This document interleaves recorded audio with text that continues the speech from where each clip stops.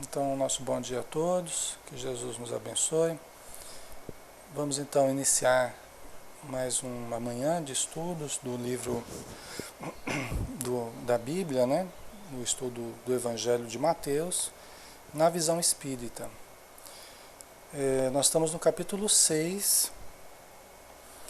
Vamos pegar ali do comecinho do capítulo 6, porque na verdade a gente fez um trechinho só, né? Foi um trechinho pequeno que a gente pegou ali. Vamos lá.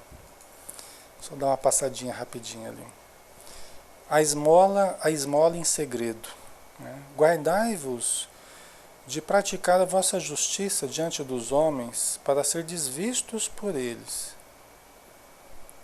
Do contrário, não recebereis recompensa junto ao vosso Pai que está nos céus. Até a gente comentou, né, na semana passada que nesse caso aqui, Jesus nos recomenda que não façamos, né, não pratiquemos a nossa justiça, as coisas boas que a gente possa fazer e tal, diante dos homens para sermos vistos por eles, né?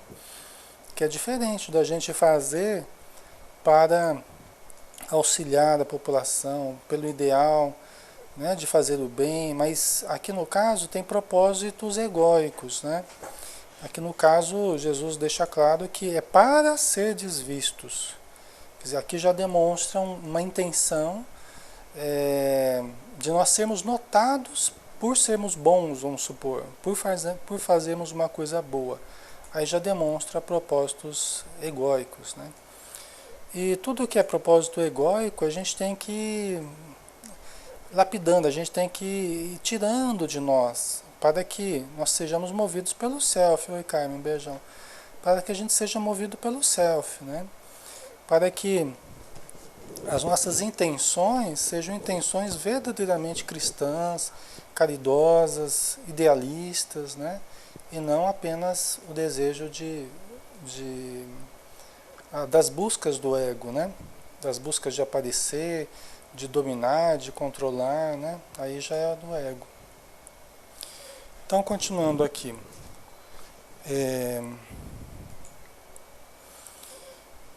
Do contrário, não recebereis recompensa junto ao vosso Pai que está nos céus, né? Até porque já recebeu a recompensa, vai receber já a recompensa pela própria demonstração ali, né?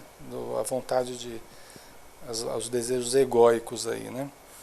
Por isso, quando deres esmola, não te ponhas a trombetear em público, né?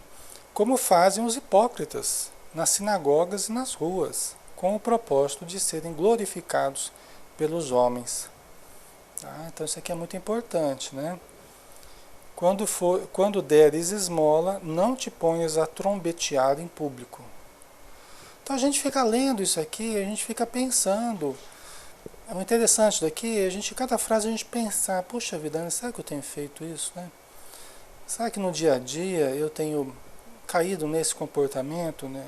Aquilo dar esmola é ter uma atitude supostamente caridosa, ou bondosa, ou generosa, é tudo que a gente faz de bom, vamos pensar assim, né? Não é só apenas dar esmola, dar dinheiro, dar roupa, dar comida, não é apenas isso, né? Mas é tudo que a gente faz de bom. Quando deres esmola, não te ponhas a trombetear em público. Quer dizer, o que a gente faz de bom, né? É interessante que a gente não fique falando em público, né? Eu acho que essa que é a recomendação. A gente não fique divulgando tudo que a gente faz de bom. E aqui a questão não é a gente não divulgar as coisas boas. É não divulgar aquilo que a gente quer para ficar recebendo elogios, né? A Sil, né? Lembrou muito bem aí, né? Veja bem, até no Evangelho a gente vê, eu não estou me lembrando agora exatamente a lição lá do Evangelho segundo o Espiritismo, mas que fala assim, da satisfação, né? Que nós temos uma satisfação por fazer as coisas boas e tal, mas quando isso já começa a degenerar em amor próprio, no sentido de ficarmos nos enaltecendo, aí já está já está perdendo aquele sentido positivo e já está começando a se transformarem em motivos de autopromoção, né? E aí é ruim para a gente, né? Exatamente, plenitude. Aí com a intenção de se projetar, de aparecer, né? Então a gente viu que a gente tem que andar num caminho, nessa reflexão, respeitando certos limites, né? Por exemplo, eu lembrava na semana passada que Jesus, ele fez a divulgação dele, ele fez o trabalho dele, ele fez a divulgação do reino dos céus. Ele veio aqui para auxiliar, para dar a lição da implantação do Evangelho, da implantação do reino de Deus dentro de nós, né?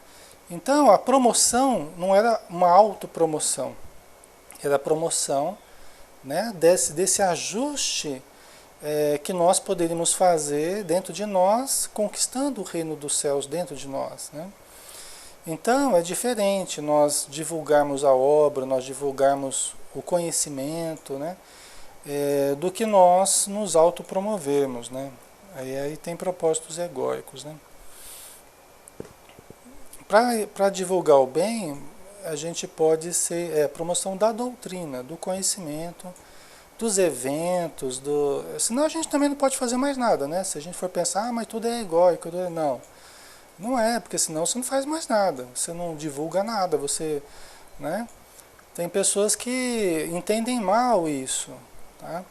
E acabam se privando de oportunidades muito boas, porque sempre acha que ser humilde é não se expor nunca, né? E ao contrário, às vezes a gente tem que se expor, a gente tem que ser muito mais humilde para se expor do que... Porque você tem que aguentar a chacota das pessoas, a ironia, né? Muitas vezes exige mais humildade você se expor do que você ficar escondido, né? Numa pretensa humildade, né? Uma pretensa humildade. Então, depende muito da intenção que a gente usa, né? A Maria, capítulo 13 do Evangelho, ali, que a mão esquerda não sabe o que faz.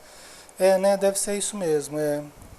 Eu lembrei aqui, mas eu não sabia, não estava lembrando exatamente o lugar, mas deve ser isso aí mesmo. Então vamos lá.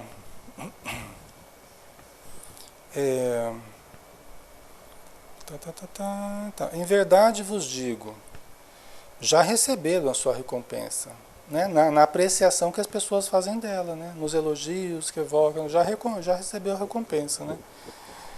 Tu, porém, quando deres esmola, não saiba a tua mão esquerda o que faz a tua direita. Tá? Quer dizer, você está dando por um lado, né, que a outra não esteja vendo, que você não fique divulgando por outro lado, né, divulgando assim, tudo que você faz de bom, você fique lá trombeteando, né? Para que a tua esmola fique em segredo, e o teu pai que vê no segredo te recompensará. Gente, isso aqui é muito interessante, mas é uma sensação diferente mesmo.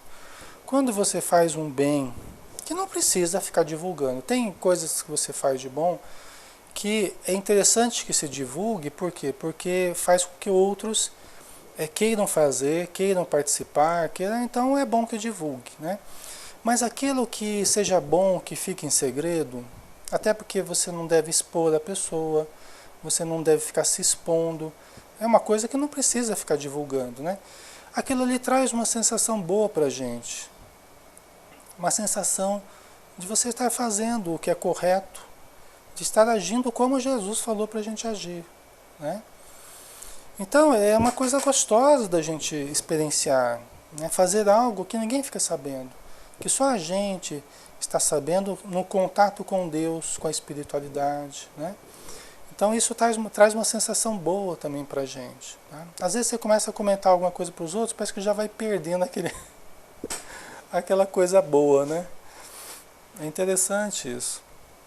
Por quê? Porque o mais importante é o contato com o self. Então, se você está fazendo o que é correto, e está guardando aquilo bom, gostoso dentro de você, é o contato com o self que faz a gente ficar bem. Agora, se você já sai para fora e começa a trombetear, né? Aí você já está jogando para o ego, né? A gente está perdendo aquele contato com o self, tá?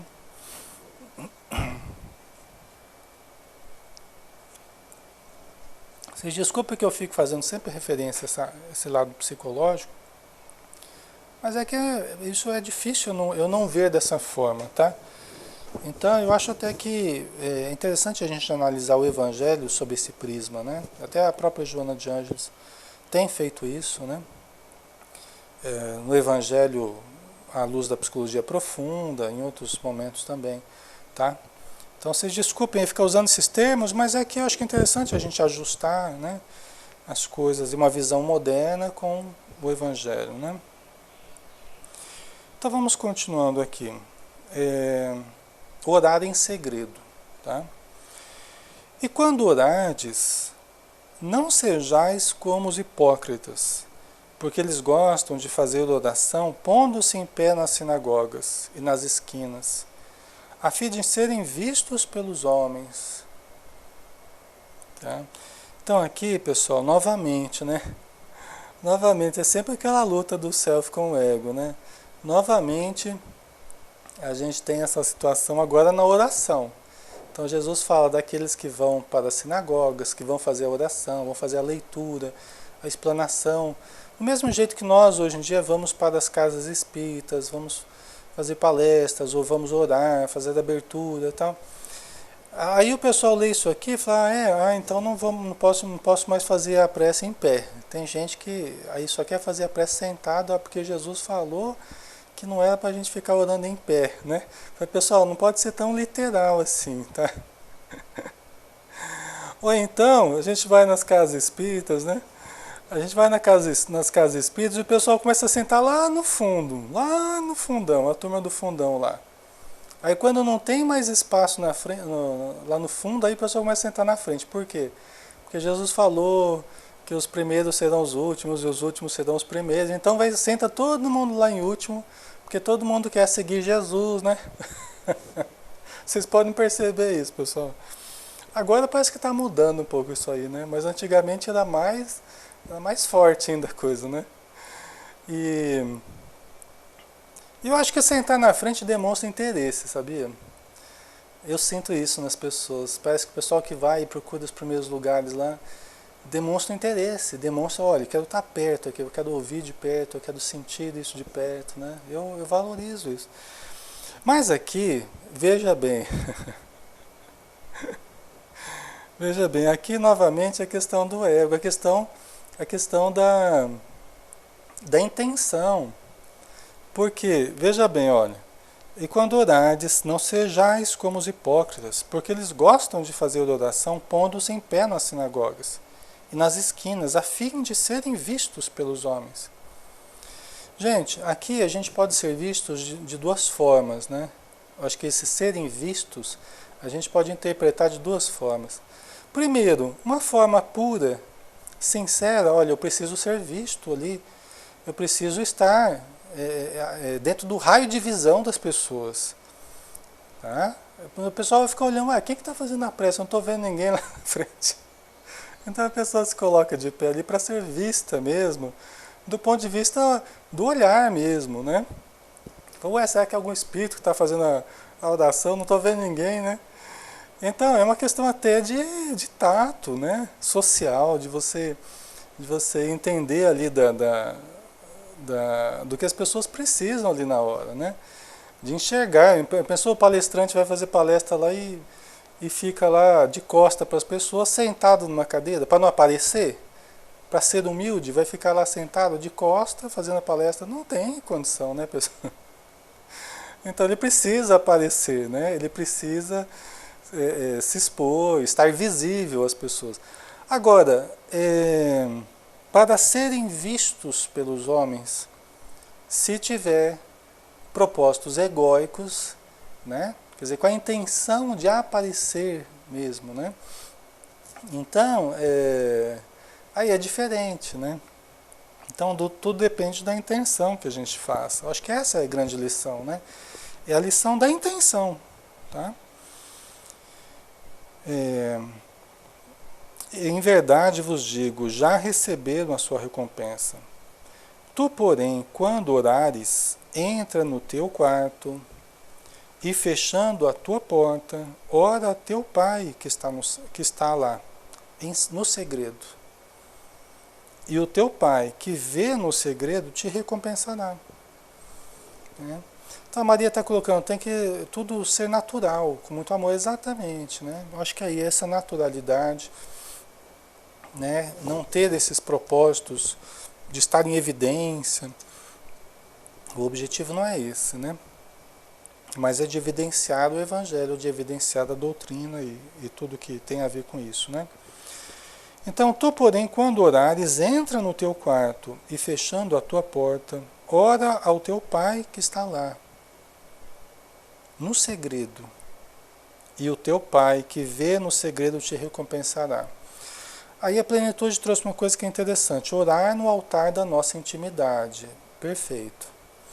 E aí a gente entende que há uma coisa muito sutil. Porque veja bem, no próprio orar, na atitude de orar, nós já vemos aí também dois caminhos. Porque eu posso me colocar lá de pé, diante das pessoas e tal, né? E vou abrir um trabalho, vou fazer uma oração. Aí eu fico só preocupado em falar palavras bonitas, em fazer uma longa oração, né? Em que a preocupação com a forma vai substituindo a preocupação com o fundo, que é o mais importante, com o sentimento, com a sinceridade, com o exercício de autoconhecimento, como diz a Goducha aqui, né? Então, eu acho que aí tem duas formas também de orar, né? Que é uma forma mais profunda, em que a preocupação não é tanto com a forma, porque a forma, ela chama muito a questão egóica, né? A atenção das pessoas, nossa, como fulano fala bem, como fala bonito, né? Como fala... Então isso desperta a atenção das pessoas. Mas o mais importante não é isso. O mais importante é chamar o sentimento das pessoas, né? É evocar numa boa vibração. Isso é o mais importante. Tem a ver com o conteúdo, né, Goducha? Tem a ver com a essência e não com a aparência, né? Então é sempre esse jogo aí que nós temos que entender, né? Acredito eu, né? Então o fato de você estar na intimidade, no contato com o self, no contato com Deus interior, isso nos recompensa. Isso nos recompensa. É melhor do que as palavras vazias, mesmo que elas sejam bonitas, mas são vazias de sentimento, né? E aí quando você tem o autocontato profundo, você preenche com uma energia diferente, com uma sinceridade diferente, né? A plenitude. Mesmo quando somos convidados a fazer a prece em público, devemos deixar falar do coração, exatamente. Tá? Eu acho que Jesus está evocando aqui justamente essa questão mais profunda. Não sejamos superficiais. Acho que essa é a grande lição. Não sejamos superficiais, só preocupados com a forma. Vamos ser mais profundos, preocupados com a essência do que nós estamos fazendo. Sempre, né? Sempre. Sempre, né? A Godoshi falar só com Deus, né? Né? É um contato que nós temos que estabelecer com Deus, né? Um hífen entre nós e o Criador. Porque o objetivo da oração é isso, né, Goducha? Aí que está a questão. Né? Sempre que começa já outras preocupações, tampando aí, ou prejudicando esse contato com Deus, já está prejudicando o momento da oração. Maria, por isso fechamos os olhos, para entrar em contato conosco mesmo e deixar fluir isso. Né? Muito bem, então vamos lá. A verdadeira oração, Pai Nosso.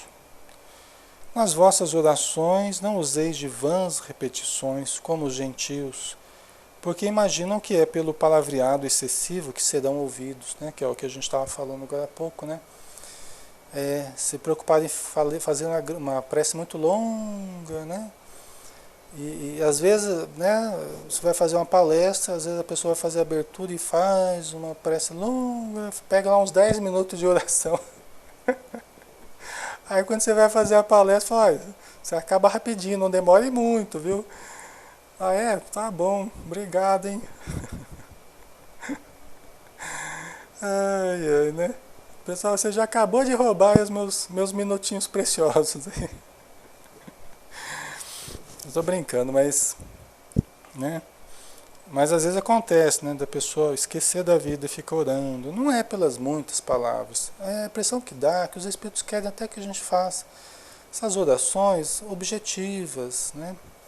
A gente vê recomendações nesse sentido, tá? Lógico, depende do tipo de reunião. Mas é bom, é de bom tato, assim, né? A gente ser mais objetivo nas nossas preces, né? Até porque não é só a prece, tem várias etapas aí as nossas reuniões, né? Então, não sejais como eles, porque o vosso Pai sabe do que tendes necessidade, antes de lhe pedirdes. Quer dizer, antes que a gente peça, Deus já sabe. Esse esforço da prece não é para contar tudo, e para falar tudo, e para pedir tudo para Deus, né? É um esforço de sintonia. É um esforço de sintonia, de criarmos a sintonia. Ora, nós não precisamos longos períodos aí para criar a sintonia, né? Então, é o que Jesus está falando, ó, não sejais como eles, porque o vosso Pai sabe do que tendes necessidades, do que tendes necessidade, antes de lhe pedirem, antes de lhe pedirdes. Tá? Antes da gente pedir, Deus já sabe. Então não é a questão dele saber ou não saber, a questão é da gente estabelecer uma sintonia com ele, né? E não precisa muita coisa para a gente estabelecer essa sintonia. A Godoxa, a nossa capacidade de concentração é pouca. Aproveitar bem os 50, 60 minutos, né? É verdade. Portanto, orai desta maneira: Pai nosso que estás no céu, santificado seja o teu nome. Venha a nós, venha o teu reino. Seja feita a tua vontade, na terra como no céu. Então, a primeira parte do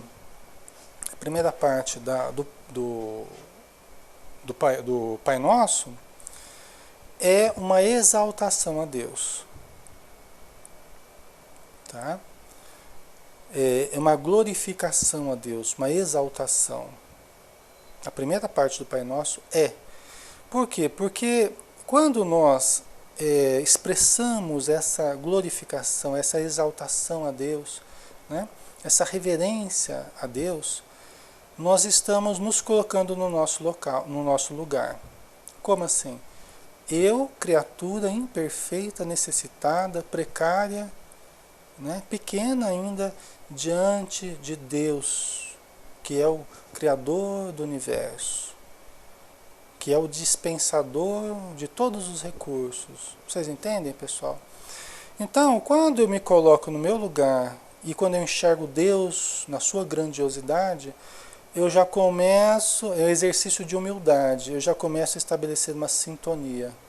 Então, em primeiro lugar, essa glorificação, essa exaltação da grandiosidade divina. Já começa ali a sintonia. Tá? Nós já estamos organizando as coisas, colocando cada coisa no seu lugar. Tá? Ok? Então a primeira parte do Pai Nosso é isso. Aí depois começa o petitório lá, né? Aí a gente começa a pedir as coisas. Depois que já criou a sintonia, aí você, agora deixa eu mandar bala aqui, né?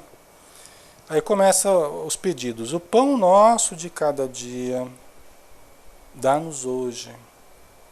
Perdoa-nos as nossas dívidas, como também nos perdoamos aos nossos devedores.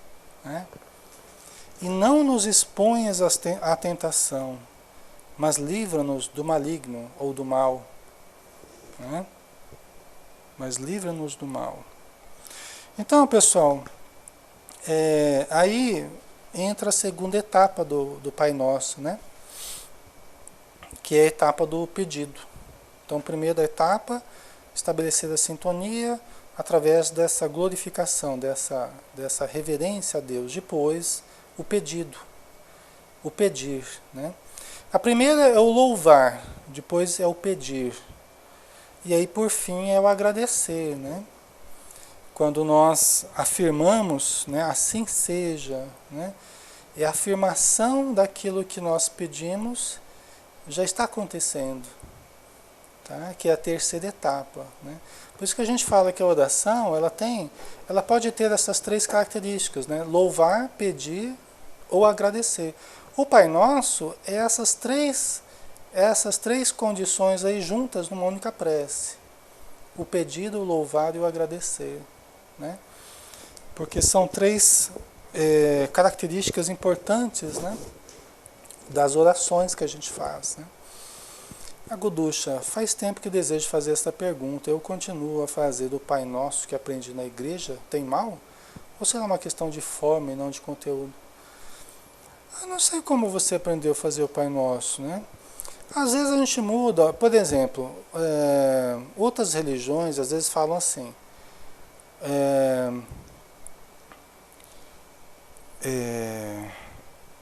Como é que é? Perdoa as nossas ofensas, assim como nós perdoamos a quem nos tem ofendido. Tá?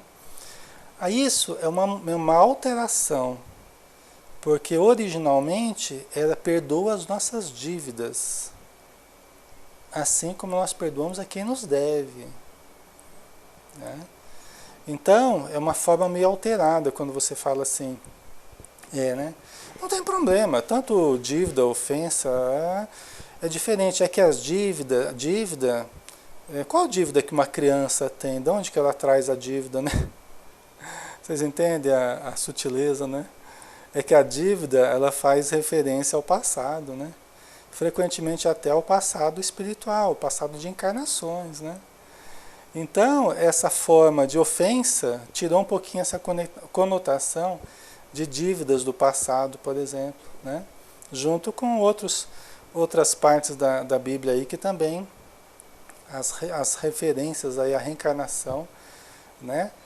Foram tratadas de outra forma. Então, são sutilezas aí que existem nos evangelhos, né? Essa questão de dívidas, qual a dívida que uma criancinha de 5 anos tem, né? Então, agora, na perspectiva da reencarnação, sim. Né? O espírito não tem idade, então a gente traz mesmo, logo cedo a gente já traz dívidas mesmo do passado, né? Mas enfim, né? Eu acho que isso aí não é nada que vai mudar também, né? Muito a nossa vida, né? A ordem dos fatores aí não muda, né? Nós não vamos ficar nem melhor nem pior por causa dessa questão, né?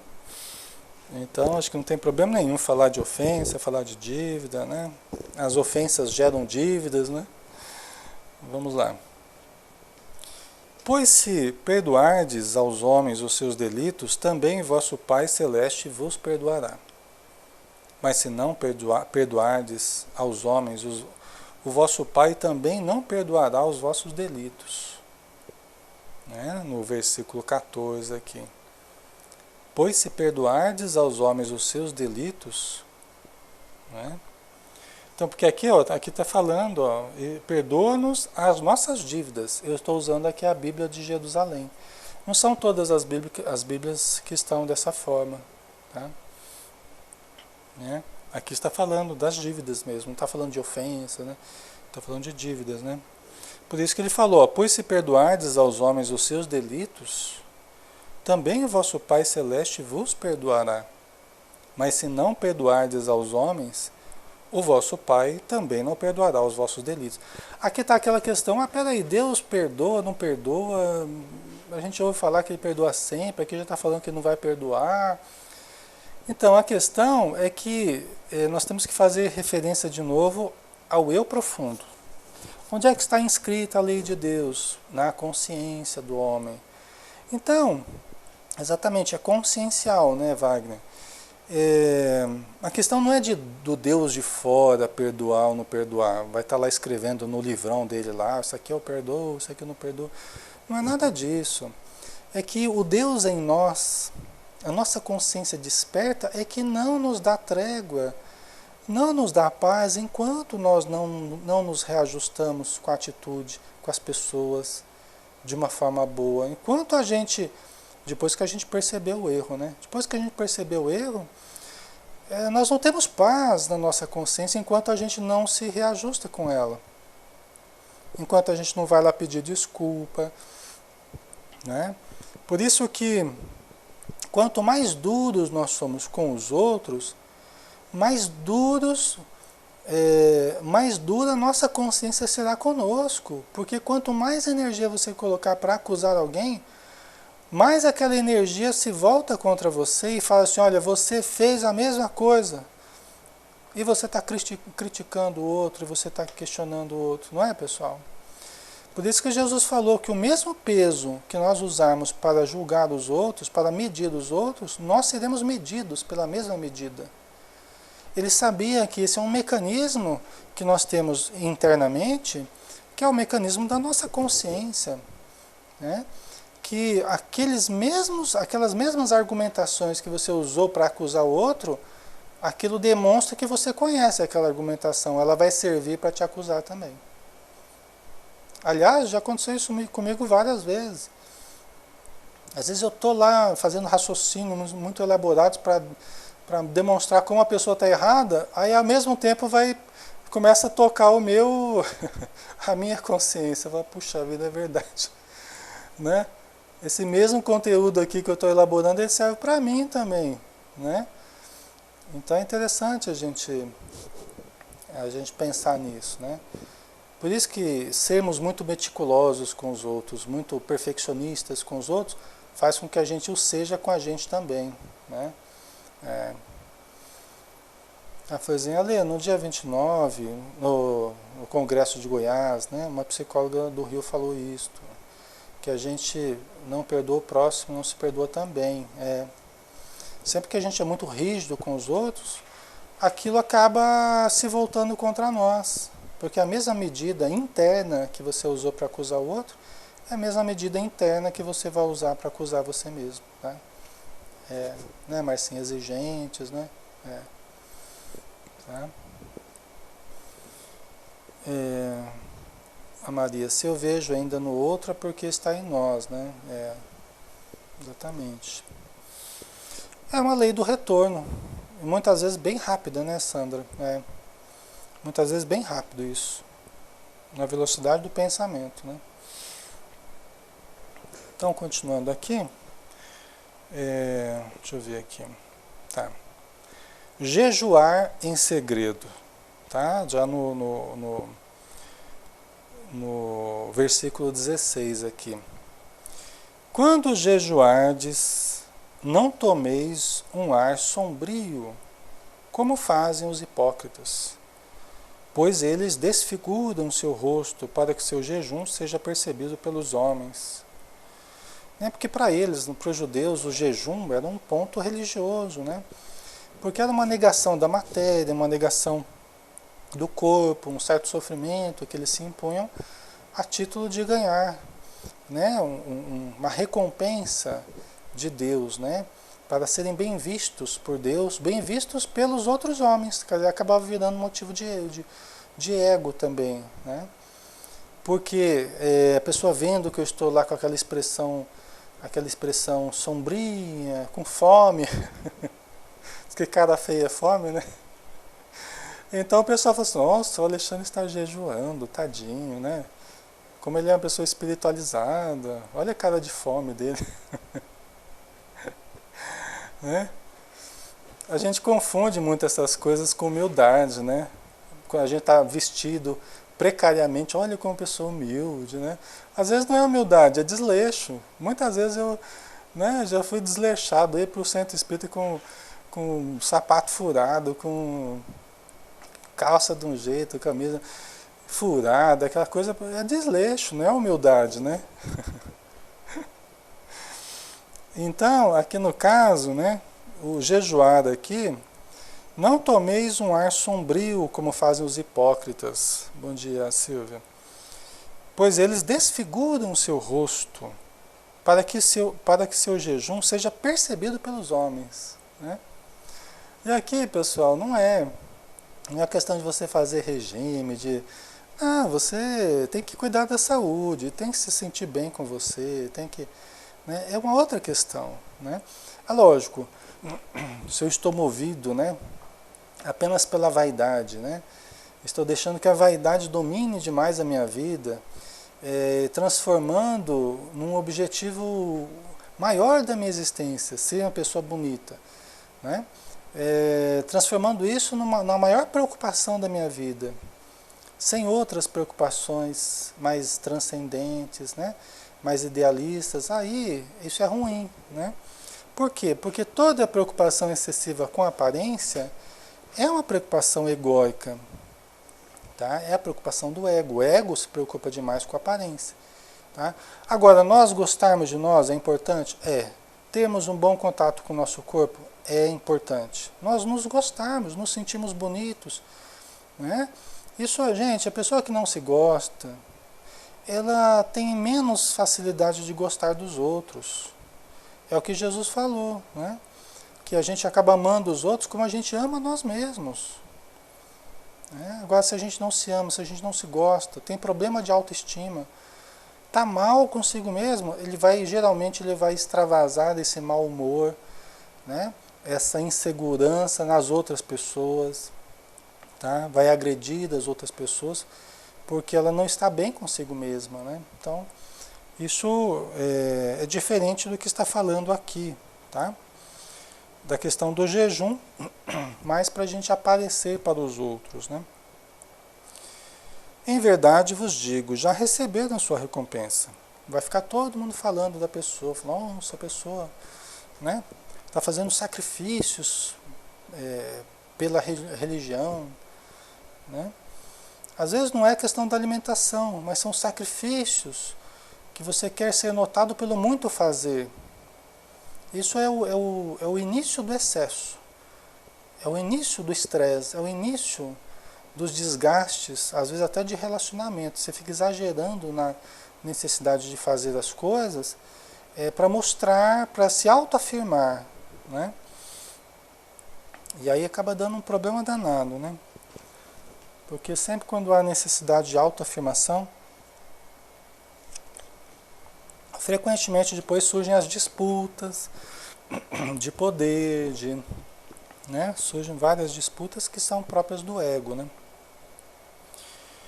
Tu, porém, quando jejuares, aqui ó, Jesus não negou a questão do jejum, não negou a questão da disciplina, até de você valorizar mais o espírito do que a matéria, né? De você ter uma vida equilibrada e idealista. Jesus não negou isso, né? Tu, porém, quando jejuares, unge tua cabeça e lava teu rosto, para que os homens não percebam que estás jejuando, mas apenas o teu Pai, que está lá no segredo, e o teu Pai, que vê no segredo, te recompensará.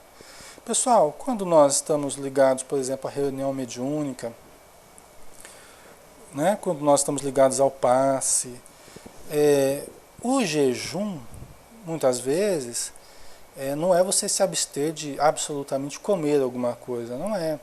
Mas é você ter uma disciplina, às vezes você evita comer carne, você evita comer uma coisa ou outra, que os espíritos recomendam, porque não é bom para a energia ectoplásmica, para as forças radiantes.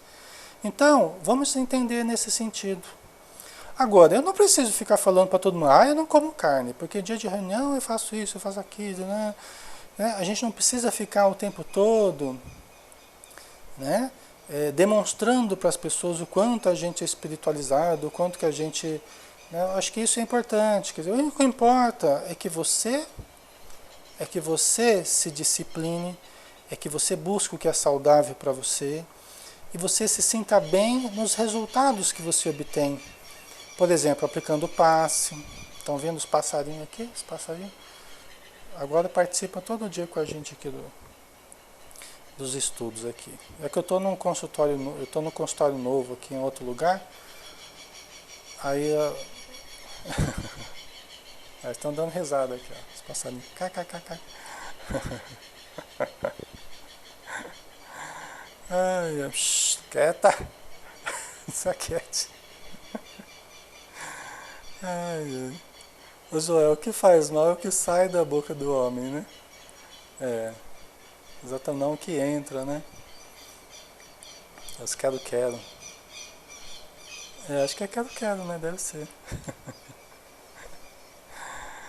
Ai, sei lá, vai saber, né? Mas enfim, é isso, né? O que importa é que a gente exercite essa disciplina na medida que a gente queira e sinta essa necessidade, né? Mas não precisa ficar fazendo disso algo que faça a gente se sentir melhor do que os outros, né?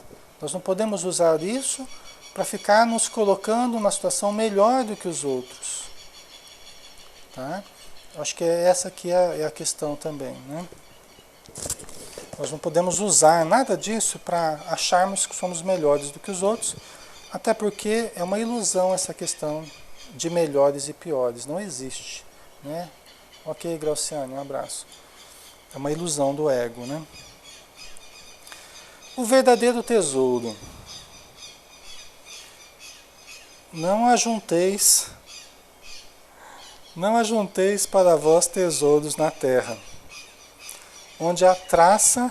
Nossa, eles estão animados hoje, né? Onde a traça e o caruncho os corroem, e onde os ladrões arrombam e roubam. Acho que agora eles foram embora. Foram dar uma volta. Mute. Eles foram dar uma volta agora. Então, não ajunteis para vós tesouros na terra, onde a traça e o caruncho os corroem, e onde os ladrões arrombam e roubam. Mas ajuntai para vós tesouros nos céus, onde nem a traça nem o caruncho corroem, e onde os ladrões não arrombam nem roubam. Pois onde está o teu tesouro, aí estará também o teu coração. Bom, isso aqui é muito importante, né? Mas até nos diz Emmanuel, numa das suas mensagens dos livrinhos que estudam o Evangelho, que estudam, né, o Pão Nosso, tal, Vinha de Luz, uma das mensagens que ele nos traz, ele questiona o modo como nós temos interpretado essa lição aqui, essa frase de Jesus aqui. Não ajuntarmos para nós tesouros na terra, tal.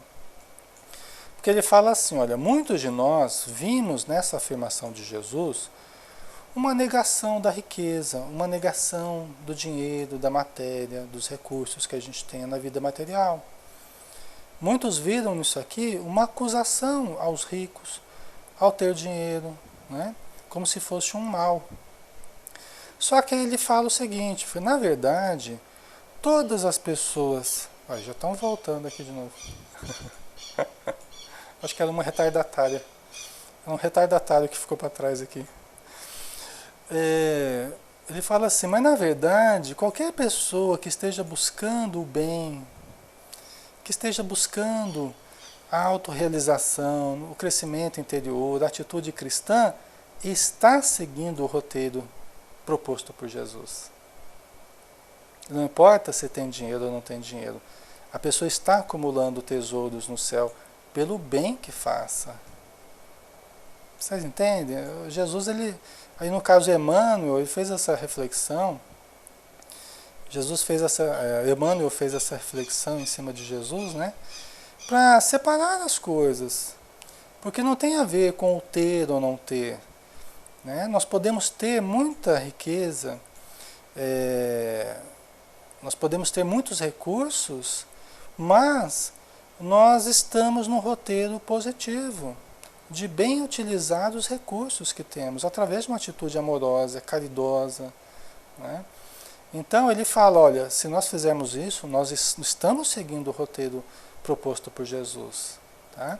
É muito importante porque são frases como essa que foram mal interpretadas, segundo a gente percebe, né?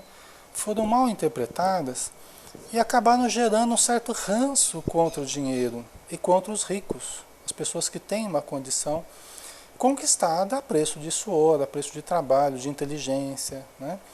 De experiência. Não é para qualquer pessoa administrar muitos recursos, não é para qualquer pessoa. A pessoa tem que crescer na mesma proporção dos seus recursos, senão ela perde rapidinho, os recursos que tem. Tá? É até mais difícil manter do que ganhar.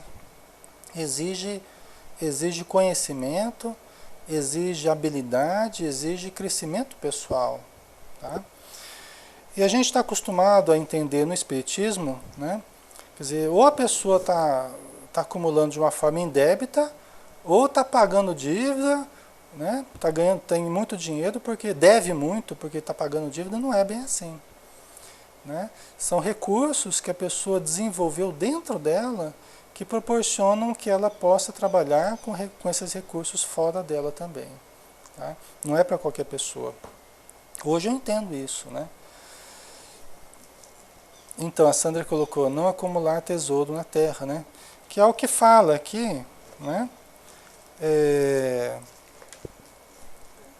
É o que fala aqui justamente o que Emmanuel tenta desfazer, né? Porque Jesus falou, ó, não ajunteis para vós tesouros na terra, onde a traça e o caruncho os corroem, onde os ladrões arrombam e roubam, mas ajuntai para vós tesouros no céu, onde nem a traça nem o caruncho corroem, e onde os ladrões não arrombam nem roubam. Pois onde está o teu tesouro, aí está também o teu coração. O que a gente não pode é ficar escravizado àquilo que a gente julga possuir. Acho que é aí que está a grande questão. Nós não devemos ficar escravizados. O problema não é o dinheiro, o problema é o muito amor ao dinheiro, no sentido assim, paixão ao dinheiro, né, pelo dinheiro. Esse que é o grande problema. É quando você gruda demais ali e você se identifica na posse daquilo que você diz amar, no caso o dinheiro, né? Então, você perde a oportunidade de usar bem o dinheiro, né? Deixa que a fascinação tome conta, cria uma certa, como diz o Evangelho, causa uma certa, como é que me fugiu o termo aqui? A gente perde um pouco o referencial das coisas, né? Causa dependência, né? Porque tem aquela questão, só para a gente terminar aqui, né? A pessoa que é muito insegura e ela quer conquistar dinheiro porque ela é muito insegura, então ela precisa ter dinheiro para sanar um pouquinho aquela insegurança que ela tem, não vai resolver com o dinheiro. Sempre que a pessoa buscar o dinheiro para tampar aquela insegurança, ela vai continuar insegura. Só que agora que ela tem dinheiro, medo de perder. Antes ela tinha medo de passar necessidade, agora ela tem medo de perder. Continua com medo, continua insegura. Então sempre que o dinheiro é conquistado por causa das nossas inseguranças, na verdade a gente vai continuar inseguro. Tá? O dinheiro não vai mudar isso. Okay? Só que vai mudar como isso aparece no nosso comportamento. Tá? Então o importante é assim, né? O que Emmanuel fala, né? Não importa se você tem dinheiro ou não tem dinheiro, se você acumula ou não dinheiro, o que importa é que você esteja do roteiro que Jesus propôs, que é fazer o bem com aquilo que você tem. Tá? Isso é o mais importante, é você fazer o bem, você vai estar no roteiro proposto por Jesus. Tá? A Mariana, o pouco dinheiro nos faz procurar a Deus, o que todos nós devemos fazer. Nem sempre, Mariana. Através das dificuldades e sofrimentos buscamos a Ele. Às vezes sim, às vezes não. Pois na maioria das vezes, quando está tudo bem, estou bem, para que buscar com mais fé? Então, isso pode acontecer e pode não acontecer. O que a gente não deve, eu acho, assim, Mariana, é a gente achar que não. Então, eu ficando pobre, eu vou ter virtude. Tem muita gente que está passando necessidade e está tão orgulhoso quanto antes. Né? Então, assim, hoje a gente associa ser elevado com ser pobre, com ter poucos recursos. Isso é um grande erro. Isso é um grande erro. Que nos faz criar uma vida complicada, a família às vezes passar necessidade. Né? A gente fica pregando virtude, pregando caridade, perdão e não sei o quê nas casas espíritas, mas está devendo para todo mundo. Que caridade é essa? Não é? Que atitude cristã é essa? que fica falando mal do dinheiro e está devendo para todo mundo. Vocês entendem, pessoal, a contradição que a gente tem vivido? Isso por causa do mau entendimento da questão financeira. A gente acaba sendo criaturas contraditórias. Criaturas contraditórias. Que na casa espírita a gente fala mal do dinheiro. Não, porque vamos ajuntar dinheiro no céu, não na terra. Porque não é bom ser rico, não sei o que lá. Só que a gente não tem nem o necessário para viver direito. Isso é correto? Não é correto, né? Por isso que eu creio que é preciso a gente pensar mais no que Emmanuel falou, né? Que a questão não é propriamente ter ou não ter, né? Mas é nós buscarmos fazer o bem. Se tivermos recursos, que usemos os recursos. Se não tivermos, que façamos o bem de outras formas, né? Mas eu acho que não dá para a gente acusar o dinheiro nem as pessoas que possuem o dinheiro, né? Que é o que a gente tem feito milenarmente, né? A gente fica fazendo isso milenarmente. Tanto que houve essa interpretação tão equivocada que hoje a gente realmente, os países de uma formação mais católica, tradicional, tem uma relação muito forte com índices maiores de precariedade material. Né? Tem uma relação. Né? Por quê? Porque esses conceitos de negar a matéria, de negar o dinheiro, de negar a riqueza, porque ser rico era pecado. O que a igreja fazia? Né? Falava assim, olha, você desse jeito, com tanto dinheiro aí, você não vai entrar no reino dos céus, não. Porque Jesus falou que você tinha que vender tudo e dar tudo para os pobres, né? Então, faz o seguinte, você passa para mim, né, a igreja, né? Você passa para mim o seu dinheiro, você transfere para a igreja, e aí você vai para o céu tranquilamente. Porque você já deixou a matéria. Né? E a gente traz ainda resquícios dessa visão. Não é, pessoal? A venda das indulgências. A gente traz resquícios ainda dessa visão, né, do dinheiro como algo da matéria, algo pecaminoso, né, vamos dizer assim. Né? Então, né? A Mariana, não é o dinheiro que vai fazer eu ajudar o outro de melhor maneira. Um pouco pode fazer mais do que muito faz. Exemplo, temos o Francisco Cândido Xavier. Eu sei, Mariana, mas veja bem, quantas pessoas aqui na matéria têm a condição de viver a vida que o Chico viveu? Quantos de nós estamos nesse patamar que o Chico esteve? Então, a gente usa o Chico como exemplo para tudo, inclusive um exemplo máximo aí, não máximo, mas mais próximo de nós aqui, de humildade, de singeleza e tal, mas quantos de nós temos condição de viver como ele viveu hoje? Ou como um Francisco de Assis? Quais de nós temos condição? Por isso que a Joana, ela vai por outro caminho, né? E ela fala assim, pessoal, nós temos que aprender a ajustar o ego com o self. Ajustar o ego com o self. Né? No meio espírita tem muito essa questão ainda de falar mal do dinheiro. E a gente usa o Chico Xavier como esse exemplo, né? Como uma pessoa de muita humildade, de muita singeleza no sentido material, achando que isso vai ser o padrão para todo mundo. E não vai. Você pega o Evangelho e fala, ó, está provado que o dinheiro é fator de progresso. Se todo mundo fosse que nem Chico Xavier, o nosso planeta seria diferente, né? Mas os recursos, né? Os recursos para a ciência, para a arte, né? É preciso pessoas que tenham dinheiro, é preciso pessoas que tenham muita condição de fornecer, de ajudar nos projetos, de doar. Isso é importante, né? Então Chico Xavier foi um exemplo muito interessante para a gente. Eu não tenho condição hoje de viver a vida que o Chico viveu. Eu não tenho. E eu tenho que ter essa percepção. Teve épocas que eu achava que eu tinha que viver a vida que o Chico viveu.